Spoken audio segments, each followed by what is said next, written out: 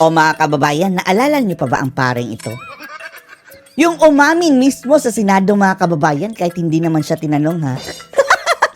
Proud ba kababayan na 15 years siyang naging adik? 15 taon siyang bumabatak ng shabu.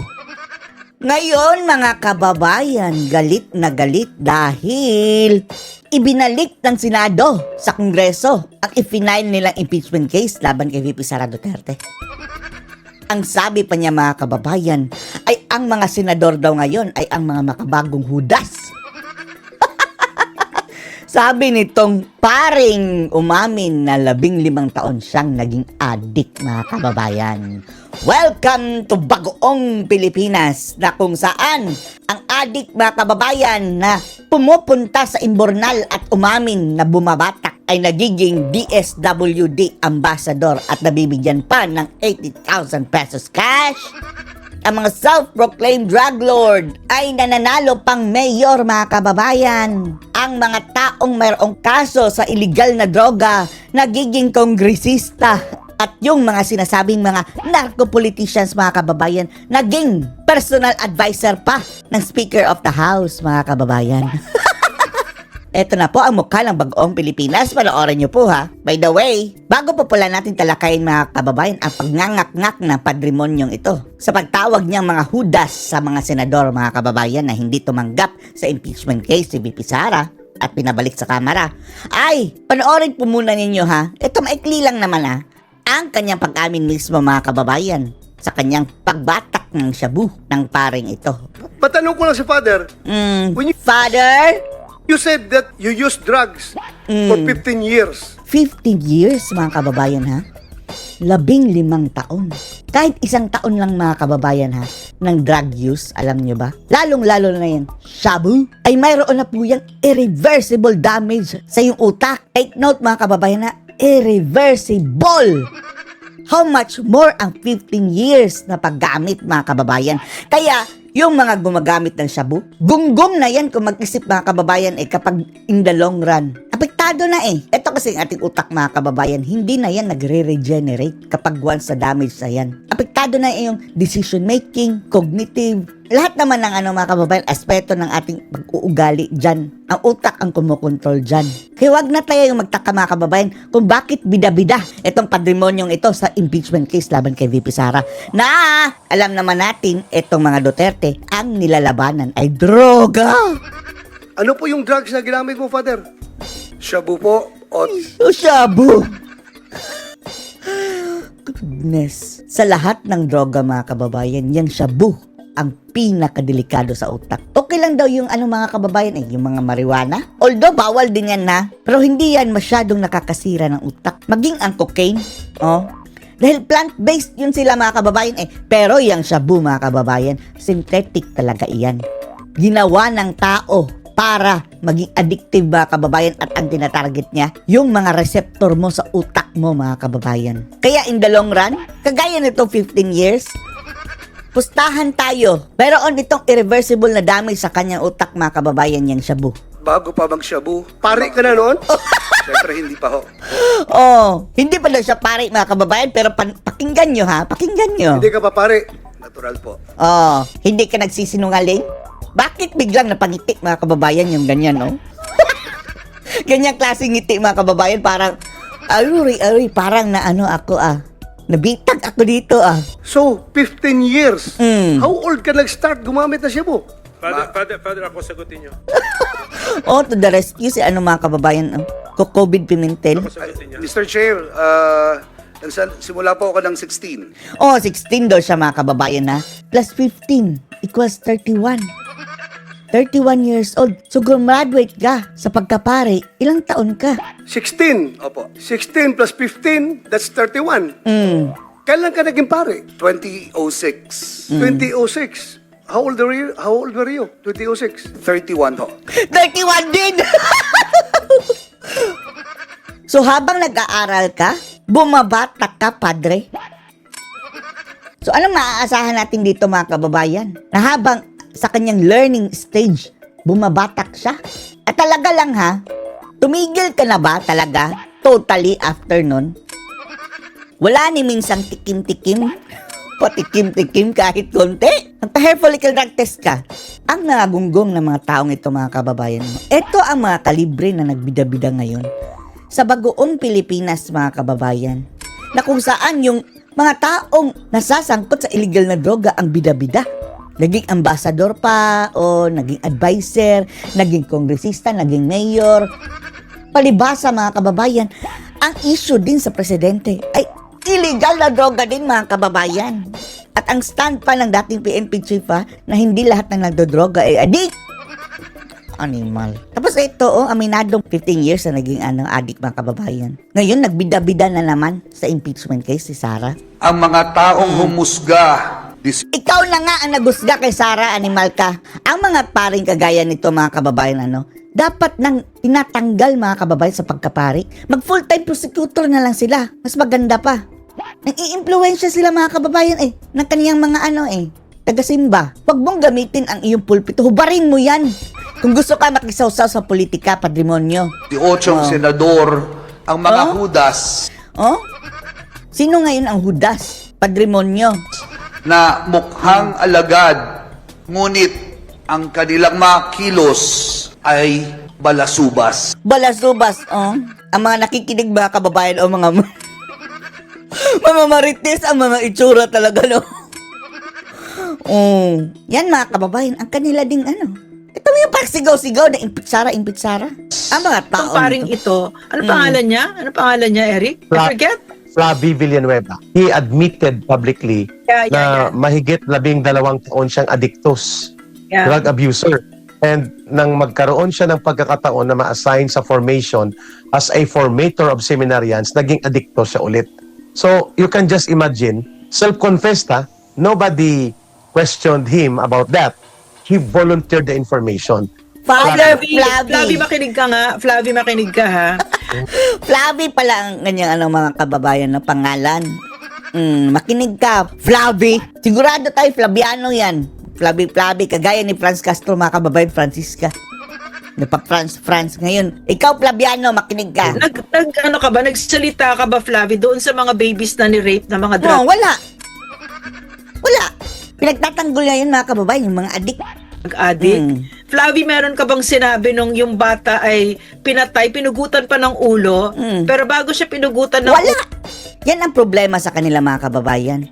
Sa halip na makikipagtulungan sila, mga kababayan, na ipaigting nyo itong paglaban sa illegal na droga, yung nagbibenta, hulihin ninyo dahil sila ang nambibiktima.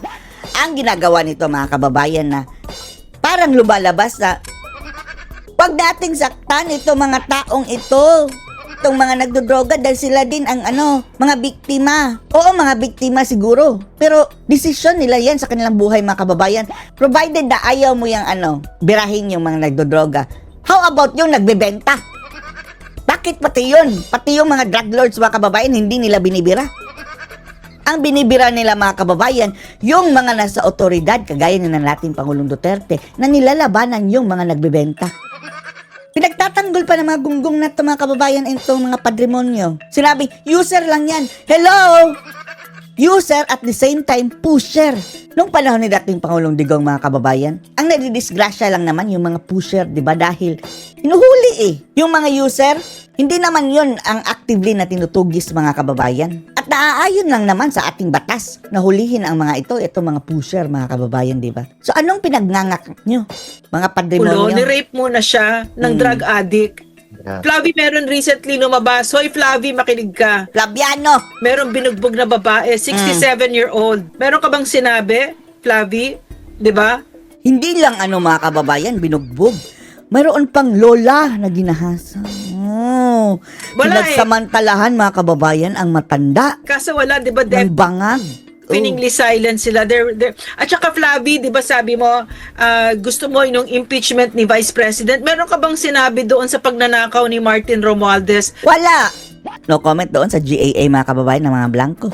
Yung mga paglulustay, no comment sila. At ni Bongbong Marcos, at meron ka bang sinabi dito sa bilyon-bilyon na ibinigay sa mga kongresista Wala. para mag-sign sila ng impeachment? Meron ka bang sinabing ganun, Flavie? Wala, di ba? Kasi hipokrito ka. Oh, hipokrito mga Hipokrito ka. kababayan. Yun lang yun. You're part of the brood Tama of ka. vipers. Nakakalungkot, no? Na bakit napapayagan pa ang mga kababayan, ang mga paring ito na makisawsaw sa politika. At doon talaga, mga kababayan, nagpapropaganda doon sa misa. Hubarin mo muna yung ano mo, sutana mo, pademonyo. Kung magsalita ka, dapat hindi bilang pari. Pwede ka magsalita sa labas. Hindi yung nakasutana pa mga kababayan. Para ipakita talaga na pari siya. Oh. Napasok na ba mga kababayan ng mga makakaliwang grupo itong simbahan?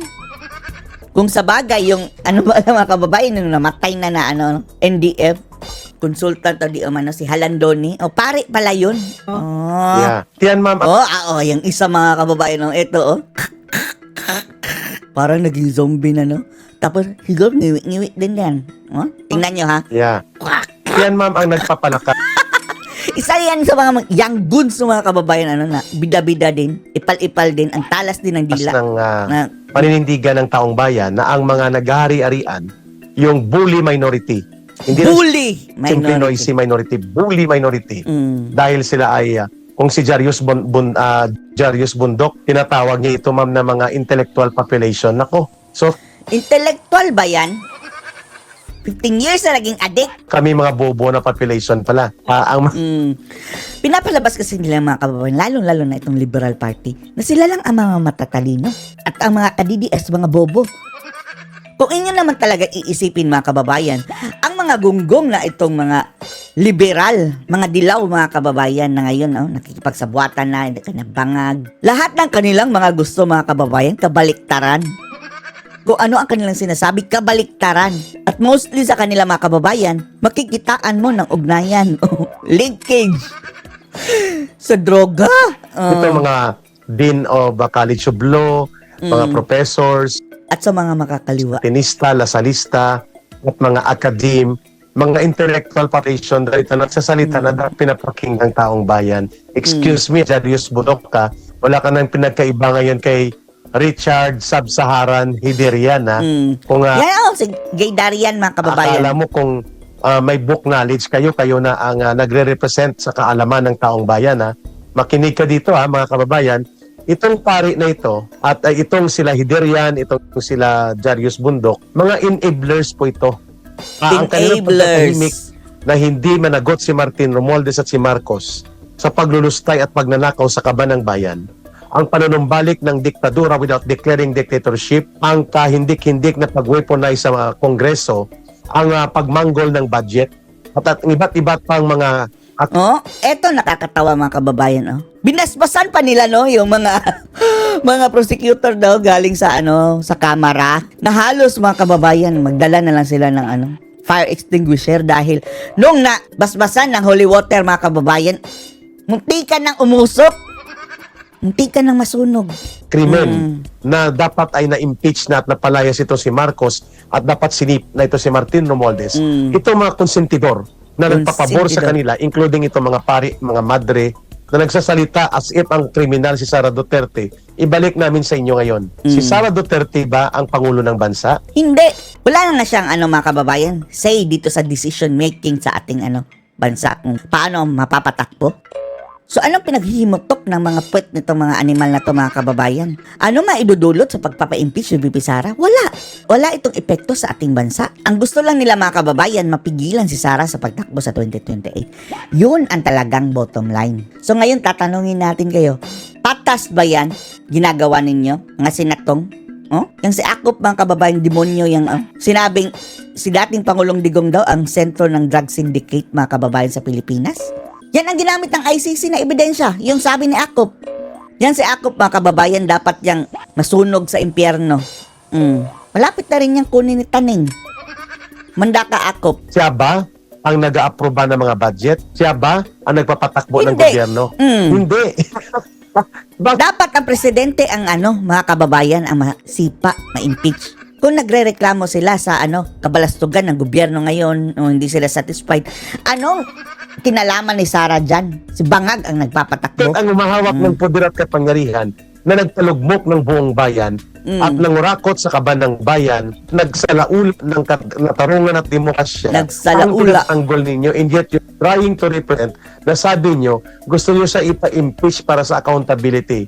Sinagot kayo ni Amy Marcos niya na, di nga, hindi ito accountability. Ito ang impeachment ni Martin Romualdez. No? Tingnan niyo mga animal, mga pray over pa sa mga... Uy, Diyos ko, Lord. Ito ang sinasabi sa mga Biblia, mga kababayan, ng mga wolves in sheep's clothing. This ay para sa mga lulong sa ambisyong politikal. Lulong! Hindi para ipatupad ang pananagutan sa gobyerno. Presenting, mga kababayan, yung mga nang-aako sa kay Sara na kurakot daw si Sara. Si Luis to, itong may pakpak, mga kababayan, Walker Oates pa rin yan. Na kung makapagbigay ng pera, akala sa kanya, mga kababayan. Pray over pang animal. Akala sa kanya, vote buying yun, mga kababayan, dahil election nga lang ginawa yan, Ma'am, your take on that sinabi ni Norberto Gonzales kanina na nakakaawa ang bansa kung hindi tayo Talaga magsalita nakakaawa. na ang impeachment na ito ay hindi na usapin ng constitutional process o anumang mga accountability mechanism. Ito ay weapon of political annihilation or destruction. The way you describe it, annihilation of the Duterte political camp or political family. Nakita ko dyan kanina yung nagbabasbas ng bindita ng holy water, si Antonio Labiao, kilala ko rin po yan, Ma'am Lorraine. Si Labiao ba yun? Yan po. Isa rin pari, mga kababayan, na makakaliwa din siguro. Oo, ang isa yung kalbo na pare, Yeah. taga-Cotabato yan, at siya yung nagbasbas ng mga holy water doon sa mga kongresista na muntik nang humingi ng payong silakop Ayun! dahil para kamasunog doon ang dati nila umukok sila. Nag-ready ng Umusok! Sila ako pa, kababayan, kamuntikan na lang humingi ng payong dahil nung natamaan ng holy water, mukhang umusok. fire extinguisher. Baka magka-apoy. Buti hindi nasunog sina Akop, Nakahingi siguro ng payong, mga kababayan. Ganyan. Naka-shield.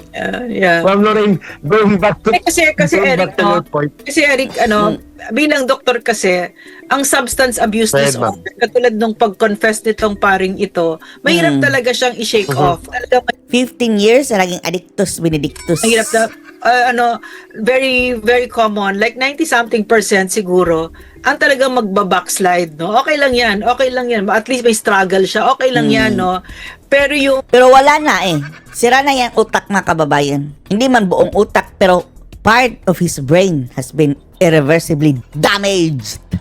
hindi siya nagsalita kasi sinasabi niya human rights advocate siya, 'di ba? Galit siya sa droga, etc., etc. Pero hindi mo siya maririnig magsalita in defense of the victims. Yeah.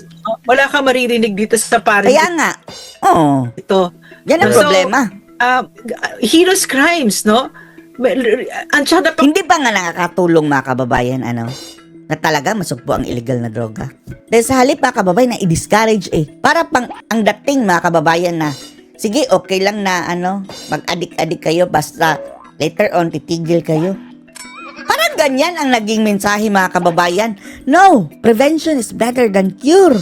Paano mo susugpo ang problema niyan? Karami under the Marcos administration. Alam mo Eric, ang ganda talaga nung sinasabi ni Secretary Gonzales kasi for the longest time we were very quiet, 'di ba? I'm talking about yung dekada na tahimik ang Pilipino kasi naloloko tayo Kaya gustong-gusto ko yung challenge ni Congressman Polong Duterte, 1st District ng Davao, when he said, ngayon na yung panahon na magsalita kayo. Sabihin ninyo kung ano yung karahasan na na-experience ninyo under the NPAs. Under the NPA. At alam nyo ba, mga kababayan, yung panukalang batas si Pulong na mandatory hair follicle drug test sa mga kandidato? Hindi pinansin, mga kababayan, ng mga kongresista, binasura ang mga animal. Takot siguro, mga kababayan, sa drug test. At saka sa mga addict, 'di ba? Kasi otherwise itong mga ito, the noisy minority, Noisy itong minority. mga elitistang ito, intellectual pero ubod naman ng kabobobo, Mamamayagpag yung old story, that rotten narrative, no, that we've been hearing all these years, no, na lalo pa ito ngayon lalo na about the Dutertes kasi kalaban sila. So mamamayagpag ang narrative nila kung hindi tayo magsalita.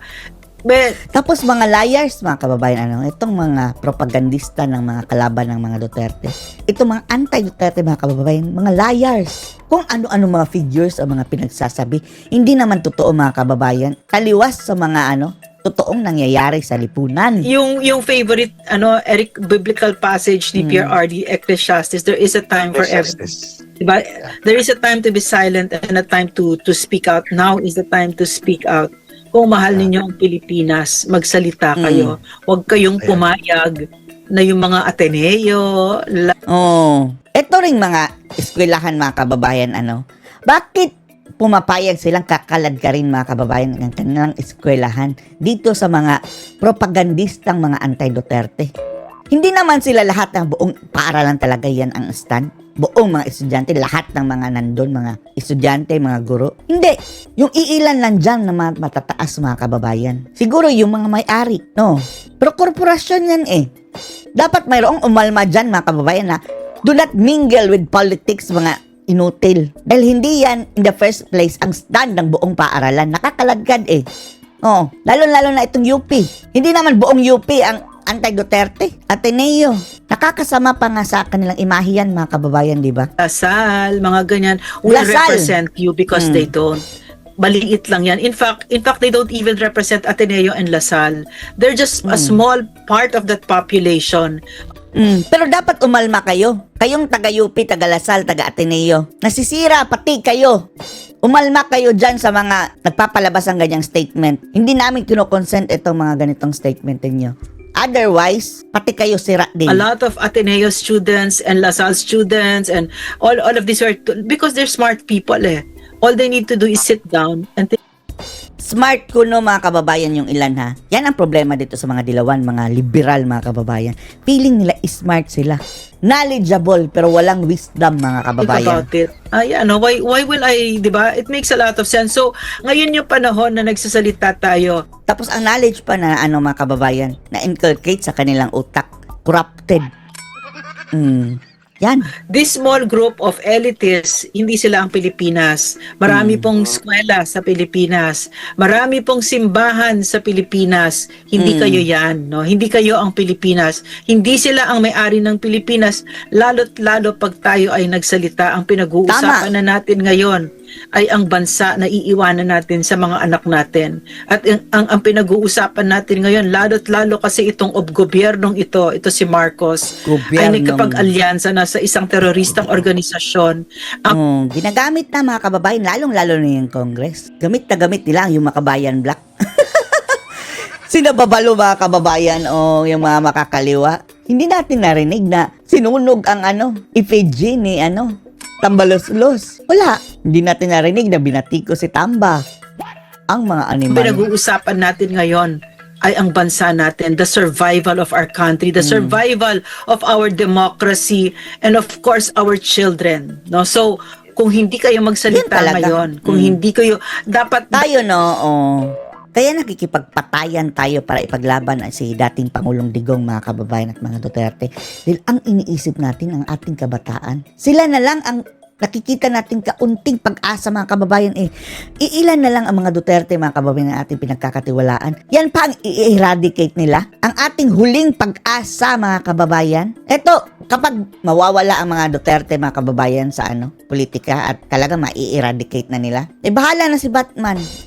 Mawawala na tayo ng gana, mga kababayan. Wala na tayong nakikita pag-asa sa ating bansa. Mapupunta na tayo sa mga aso. Dapat dinaanan na namin ito ni Eric sa NTFL at saka ito lang yon. Kailangan mas malakas ang boses natin at mas matapang tayo kesa sa kanila. Kasi katotohanan yung sinasabi natin at sila. Tapos tayo pang napapag-initan ngayon. Papakontempt, kababayan, ng disoras. Ay kasinungalingan. Hanggang sa dumating ang panahon na mapatahimik natin yung mga sinungaling na yan. Yan ang mission natin. Palakasan lang ito ng boses. So, ganito. Papanagutin. Dapat silang panagutin. Dapat magsalita kayo. Walang takot at diretsyo. Hindi nyo kailangan magmura. Sabihin nyo lang yung totoo. Ikaw, Correct. Christina Conti, kung ano natutunan nyo dito, etc., etc., etc. Oo. Special mention pa yung salbabida. So, anong masasabi niyo dito mga kababayan na sa Bagoong Pilipinas, yung mga taong may koneksyon sa issue ng droga ang siyang bida-bida? Anong masasabi niyo dito? Post your comments below.